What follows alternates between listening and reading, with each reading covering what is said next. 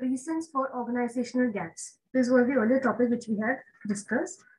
Now, this part we had covered. Now, moving on, we will see the next topic, that is closing service gaps. As we have seen already, there are 5 different gaps as mentioned as service quality gap or service gap model. It was developed by Zeithaml, Berry, and Parashuraman, which explains, or this gap model is widely used by many service firms to measure the gap between expected and actual service. So the gap, we have seen the different 5 gaps.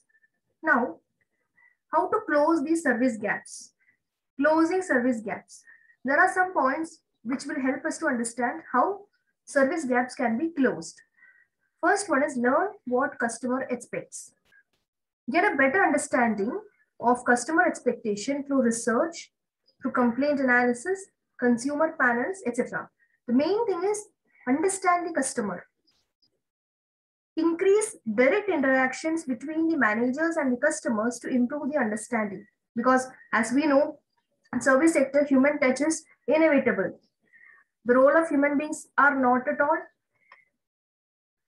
less important in service sector. Like, of course, in product it is important. More than that, in service sector is much more it is important. So there should be interactions between the customer and the managers to understand what exactly the customer is expecting. Also improve upward communication from contact personnel to management and reduce the number of levels between them, so that the customers can easily approach the management in case any queries arise. Also, whatever information is being collected from the customers with respect to quality, that should be analyzed and it should be turned into action also. Then comes establish the right quality standards. Ensure that the top management displays ongoing commitments to quality as defined from the customer's point of view. The middle management should be ready to communicate and reinforce customer-oriented services. If required, the managers should be trained accordingly so that they deliver quality service. Along with that, they can also substitute hard technology for human contact and improve work method. The employee should get clear clarification regarding which job task has the biggest impact on quality, and that should receive the highest priority. Employees who are working hard for attaining the quality goals should be rewarded. Then comes ensuring that performance meets standard. Here also employees role is very important. Ensure that all employees are able to understand their jobs and responsibilities. If required, provide them with technical training so that the work gets over very easily and effectively. Enhance employee performance by providing the most appropriate and reliable technology. Along with that, train the employees in interpersonal skills, especially for dealing with customers under stressful conditions. The management and the employees, managers especially, they should be empowered in the field so that decision-making power could be pushed down the management. Developing record systems that are meaningful, timely, simple, and also fair. Then comes ensure that the delivery matches promises. Whatever commitment the organization is giving to the customers, that should be matched. That promise should be delivered. Whenever new advertising programs are being created, take the inputs from everyone and develop advertising that features real employees who are performing the job. If possible, allow service providers also to review or preview the advertisements before they are exposed to the customers. Develop educational, motivational, and advertising campaign so that there is constant interaction between the customers. So in these ways, we can try to close the service gaps. Service gaps help to understand in which particular point the organization is lacking behind. This is actually a teamwork which requires the support of both the customers and also the service providers. The next topic is benefits of service quality. Why service quality is important to service organizations? Definitely, it will improve their image in the eyes of the customer. It will help to retain, or it will help to maintain the reputation in the minds of the customers. It will definitely help to improve profitability, improve staff morale. The workers or the employees who are working in such a company, definitely their morale would be increased. It will also help to increase productivity, reduce cost, encourage employee participation so that employees' voices also are heard.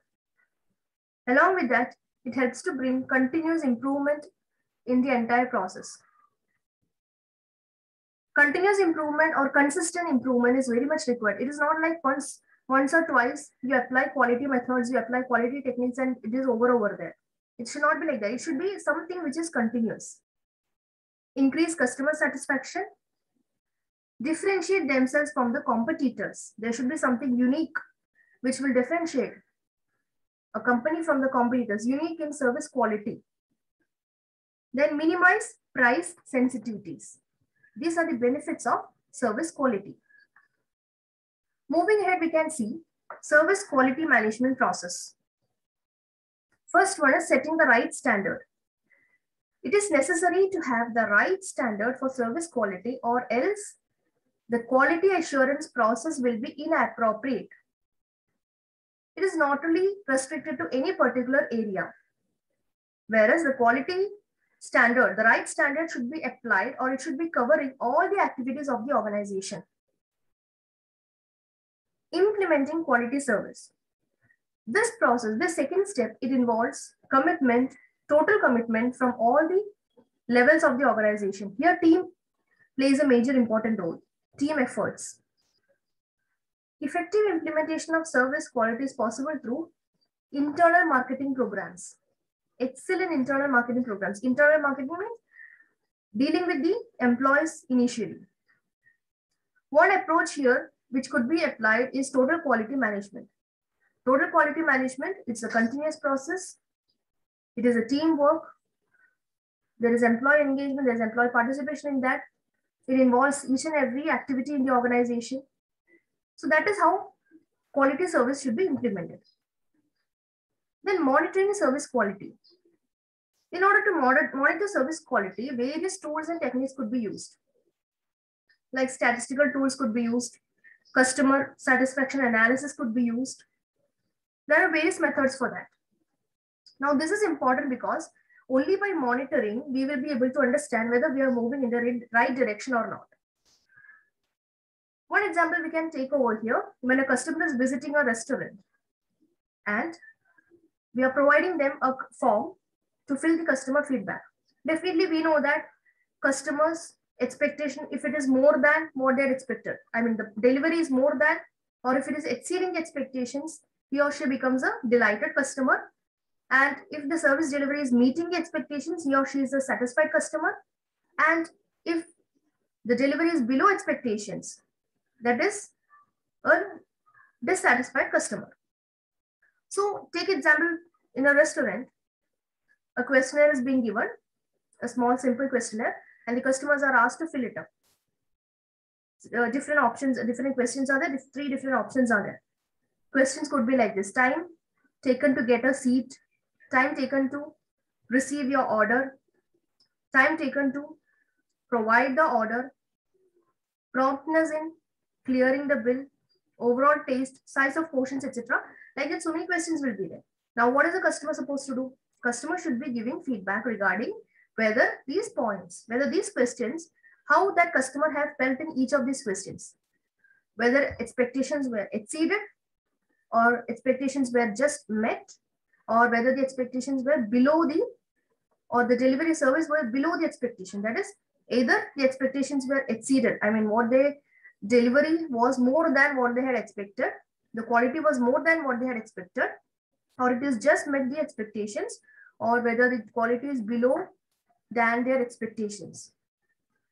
So this is a simple method of how we can monitor service quality. With this customer satisfaction analysis or customer service feedback, satisfaction feedback, we can get an idea about service quality. Moving ahead, we can see over here 10 service attributes which are important to customers. Like when we take from the viewpoint of the customers, we all like to be treated in a very well defined, in a very friendly way from everyone. So there are certain features which is very much important to the customers, like how they should be treated every time so that they remain loyal to the company and the company is able to retain all the customers in the same way, provided they are able to treat the customers properly. So these are certain attributes or features which could be seen over here. First one is being called back when promised. Being called back when promised, like for example, there is some query and the company is saying that we will be clearing that query after 10 minutes. After 10 minutes, whether they had called back as promised or whether they didn't call back, whether they forgot about you, forgot about the customer, that creates a negative impression.